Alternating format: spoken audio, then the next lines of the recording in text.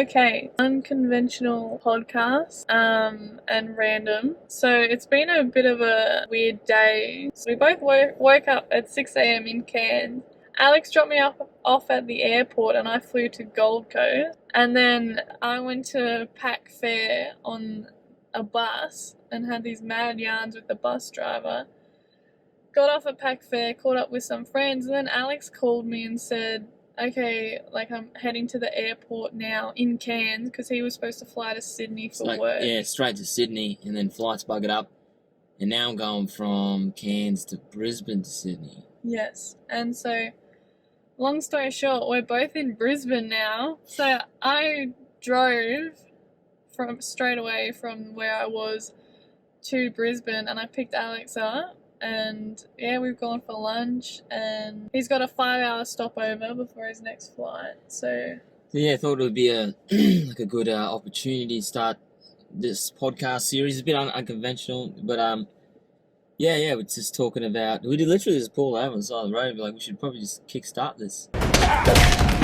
Yeah. But, yeah, just to talk about long distance relationships and just some of the struggles we've had and stuff like that. But yeah, because we've been sitting here for an hour talking about all this deep stuff. And yeah, we're like, all deep and meaningful. Yeah.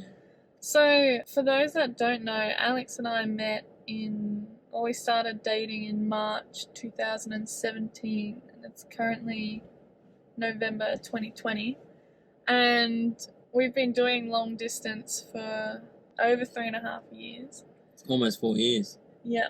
And it has been tough. Like, why we wanted to film a video about long distance relationships is because of how often people say, oh, I couldn't do that. Yeah, that's probably the most interesting thing. A lot of people say, I can't do that, or I would never be able to do that. And I think that's probably the biggest stigma about long distance, and people think it's very hard. And one of the first things, pieces of advice I'd always give to anyone who asks me about it is, from the start of this, we always went into it.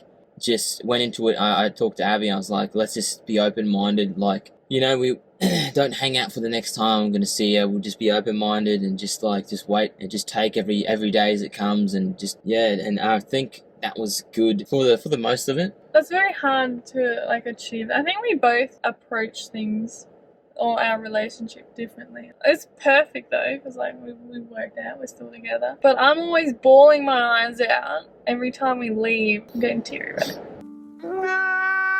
I always bawl my eyes out, and then Alex is always the positive one who's like, don't worry, we'll see each other again soon. And yeah, but it's brought me a lot of brings us a lot of gratitude as well. I feel like you can properly appreciate each other's time and but you have the bigger perspectives on life and things like that. We live in in my opinion, one of the greatest countries in the world. We're safe.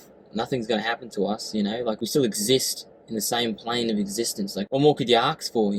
It's only a matter of time, because there is an end date of this long distance, and there is when things work out with our work and stuff like that, and when you finish your uni, and we'll be happily ever after. I think it's definitely a struggle. I think we're pros at it now. I still get sad, and I think that's a good thing. We still love each other. Yeah, there was a one time where she was getting nervous because she wasn't getting sad, or she was just too conditioned to it. But it's just up and downs of the bloody long distance. That's just how it goes, and you just gotta. It makes you overthink. I suppose. Talking about that stigma again around long distance relationships, nowadays, young fellas, they'd rather throw away a relationship rather than work hard at it and compromise, always compromising, but working hard and not giving up on each other. That's probably the biggest thing. And trust is always the biggest thing. You gotta have trust, and you gotta get over yourself sometimes. I act like a child sometimes. I'll admit that. And you gotta get over it. You gotta get over yourself. I think that's good with this long distance as well. So I'll sort of look at myself as is this really worth making a big thing over? And then I'll go, nah, and then I'll throw it straight out the window and then try to be happy and try to work towards it. Whereas I feel like a lot of young people just go, oh no, it's because of long distance. This is I don't want to do this, rather than actually reflect and why are you unhappy or upset. And if it is actually because of long distance, then you'll know, because the person that you're with isn't worth it.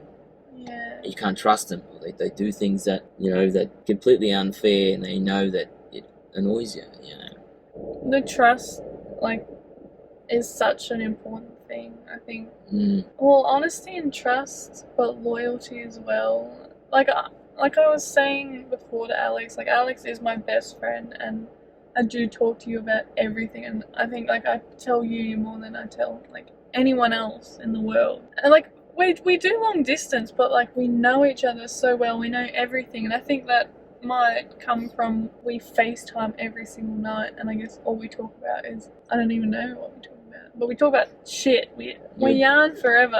Talk about the meaningful things, but then we can chat and just talk shit, you know. I think that's important. Not to take life too seriously. Yeah. You know, there's a lot of people out there that take life so seriously that it just becomes boring. Yeah. But you want to have some sort of serious element to life, you know, when you're talking about deep, serious issues. When you're looking at it like a beautiful sunset and stuff, or like, you know, or something funny that happens in front of you, you know, that activates the kid part in your brain. You know, you want to burst out laughing.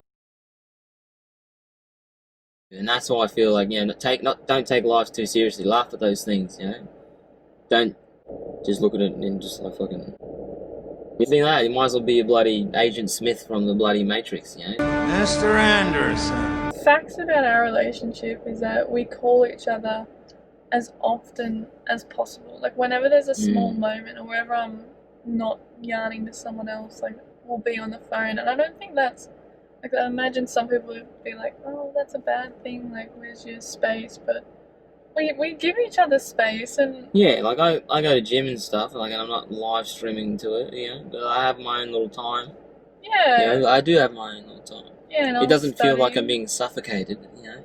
Yeah, well, that's a big thing. Like, I don't think I've ever felt suffocated. Mm. I know with you, like, I'm always trying to call you.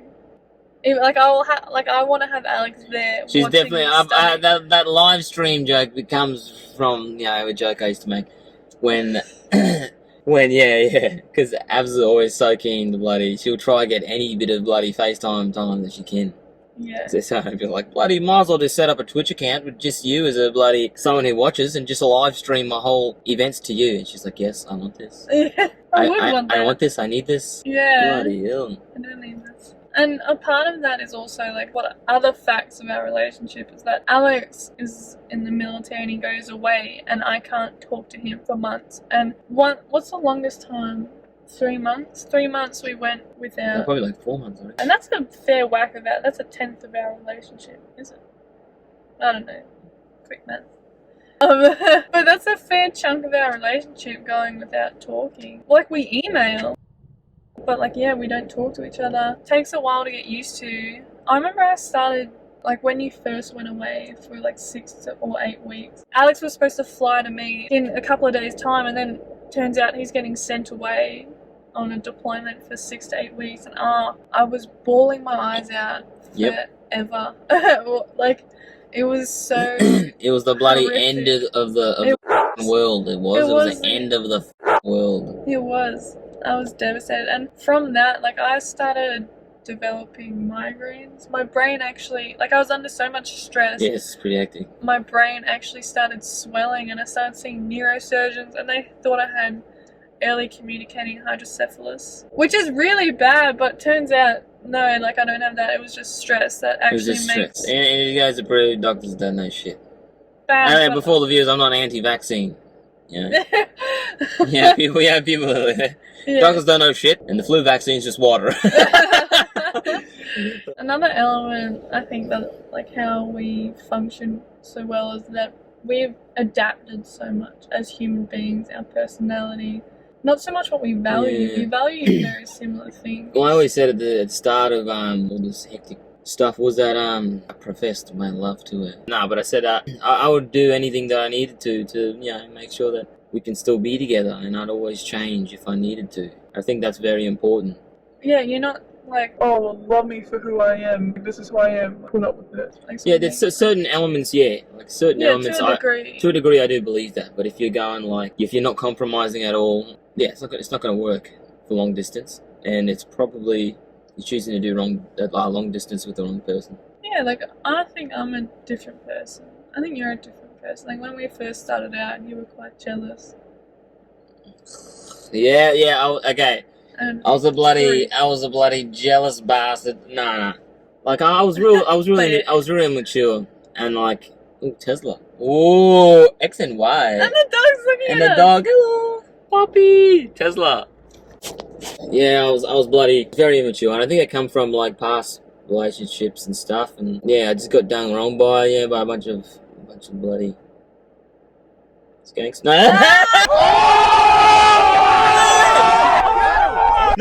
Shit. No. I'm not gonna act like I'm hard done by, but the classic story, cheating and all that stuff. Yeah, I didn't trust Ab 100%. It was a while to get that trust, and I always thought that, you meet a new person, and this is the trust. That I always see trust as a level. You meet a new person, and the trust is 100%. When really, I've got it knocked down by all these past horrible relationships. And then when I met Ab, it was this big. And then once I realised the type of person she was, that she could bloody never tell a lie, and that she'd never do wrong by me, then and she always wanted the best for me. The trust level grew, but it was a while. So I suppose development is all about where you are in life and the people you meet, I suppose.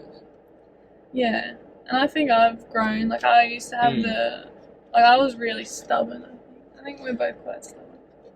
You are proper stubborn. No. You can never be wrong. Still kind of can't. Yeah, But sometimes it's like, there's like a 99.9% chance of me never being wrong. At the start of our relationship, I was always like, I'm always right. I am always right. And I remember I thought she was joking, but she wasn't. I was laughing. I was like, everyone's wrong sometimes. Wasn't that bad? Crazy. Yeah, man. No, but I think that stems from a personality issue, which I've uncovered recently. Not that I have issues, but everyone has things that they can work on. I think. Yeah, I work on it all. The true development of a person is realizing that that you're not perfect, and then like always self-reflecting, and like, Yeah. But I don't know everything. No, I think we can talk about our relationship and how lucky we are, and we're so grateful for our relationship as well. And like the things Alex does for me is amazing. Like I went through a tough time recently with I guess coronavirus. I think everyone has, and I'm so lucky to have such an intelligent and emotionally intelligent partner who can really help me. And you think you put yourself in my shoes so much. You're very empathetic. I'm very lucky in it. I think we're both very grateful. And I just thought that I was just normal. Like it took me a while to realize that there's some heartless in the world. Nah, some people are pretty heartless. It surprises me. It surprised me when I started different jobs and then started Navy. You hear some things that some people can say about people, and you're like, holy moly. Yeah. Some people will kick a man while he's down and until he's bloody 6 foot under. This is insane. Yeah. So we met in Hastings, Melbourne. Yeah, we met in recruit school. We sort of talked to each other and stuff, and then pretty much after recruit school was done and things were allowed to, evolve, that's when we started, getting to know each other more and becoming boyfriend and girlfriend, all that cute stuff. Yeah, he loved me. Yeah. No, we loved each other. But apparently, she says it a lot. I remember at the start we both didn't want to be in a relationship, so we it was pretty crazy, because we were just trying to pretend like we weren't head over heels for each other. Yeah, but anyway, with the timeline, then we spent another month in Melbourne, and we went out for dinners and stuff and explored Melbourne. That's cool. And then Alex got posted to Sydney, and that was our first time saying goodbye, and it was really sad, and you shed a tear. I remember it. I feel like it's the only tear here we go. I've never seen him shed, because we were I leaving was each sweating other. from my eyeballs. Okay? Yeah. Sweating from your eyes. And because we didn't know what was going to happen, but I didn't see it as long distance. I don't think we ever saw it as long distance. We didn't label it, because that label often fails. It can be once you label it that, I guess you get pretty scared. I end up telling her in that car when I was sweating from my eyeballs, I don't think I can just end it, And then she asked me, well, what do we do then? So I just I don't know, but let's just see how it goes. And like that. And I've always gone through life like that, and it's always done me well. So you go with the flow. Don't think about it too much. Enjoy life. Don't think about it too much. You know, don't take it too seriously. But I think because we didn't label it as long distance, and you don't go around talking to people like, yeah, we're in a long distance relationship, and everyone goes, wow, how do you do that? Like, you know, we're just like, oh, we'll just see how it goes. You know. But I always say, like, when people like I always say, oh yeah, I have a partner. He lives in Cairns. Like, I don't ever say, yeah, I'm in a long distance relationship. I don't know. But now we sort of do because we know it's like sort of coming to an end. Yeah, you know? but back to the timeline. He moved to Sydney and I did a tour of Australia, like flying to all the different naval bases. So he was in Mossman on one side of the Sydney Harbour and I got placed on the other side of the Sydney Harbour. So it was like a 35-minute drive to each other. We used to Uber it. We used to Uber that. And we catch up on the weekends. I can't really remember it that much. Like, I can remember Sydney probably clearer than you can. Yeah, because you were only there for 7 weeks. And I was there for the rest of the year. Yeah. And then, so when Alex graduated, I dropped him off at the airport in Sydney, like in June. Yeah, it was the first time we proper, like... yeah, because we didn't know when I was going to see her again and stuff. She proper broke down. It was the most... In front of everyone, and everyone else was crying as well. I can't remember that. I remember. It was very sad and emotional. But yeah, that's when we say goodbye. You moved to Cairns. I was still in Sydney, and then I got on a ship to go see you, and that's a whole nother story. Yeah, I sailed to him, and took a bit longer than expected. But yeah, then we like visited each other a bit, and then I left the Navy because I knew that we couldn't function our best if we were both in the Navy, because it's really hard to see each other. And so I left and moved to the Gold Coast to study uni. And I did that because I wanted to follow my dreams. I didn't want to like move to Cairns with you and like just work a job. Like we work at Woolies and have me be the work and like, you know, bloody man, bringing home the bacon. Yeah. Bringing home that cheddar. Like we weren't immature. We're like, no, like we're not going to we're young. We're young as we're not going to compromise that much. So I said, what would you want to do? So she's like, oh yeah, I wanted to study, and then we ended up figuring out what course she wanted to do, and biomedicine. Ended up doing biomedicine. Was a year of biomedicine, and now she's studying paramedicine. Yeah, I got good enough marks to get into. Yeah, to get straight into the like a abridged course. Yeah. And so, I've lived on the Gold Coast, I lived on uni, and then I lived in another house, and now I live in another house. You lived in Cairns 2 years, and a bit years. I've lived in the Gold Coast, and we bought a house in April in Cairns. This year? Yeah, that you can refer to the washing machine bloody vlog. I don't know why you labelled it washing machine when we bought a house. It was clickbait. You'd be like, what? I feel like we bought a house would be more clickbait, but anyway. But yeah, so that's the timeline of events. Like, there's been hectic stuff in between. Like, I got stuck in Victoria for coronavirus, and we didn't see each other for 4 to 5 months. Yeah. And that was the longest time we've been apart. But the last thing I want to say is that we always saw the positives. Like, I always saw the positives in that we are in such a serious relationship, but we're so young. Like, I was 18 and you were 19 when we first met. I'm now 22, you're 23. And I always, whenever anyone said anything, I always said, oh, like, it's a good thing that we're in this long distance relationship because I get to live the uni life. Like, I get to like go out, I get to live with some girls and go out, and I used to go out a bit, now I don't anymore. Yeah, so like we got to live our lives that you do live when you're young. Yeah, what was I? I was pretty much travelling around the world. And so, part of that timeline, Alex has been overseas. He's travelling everywhere and stuff like that, yeah. For work. There's ups and downs, but I think we're doing pretty well.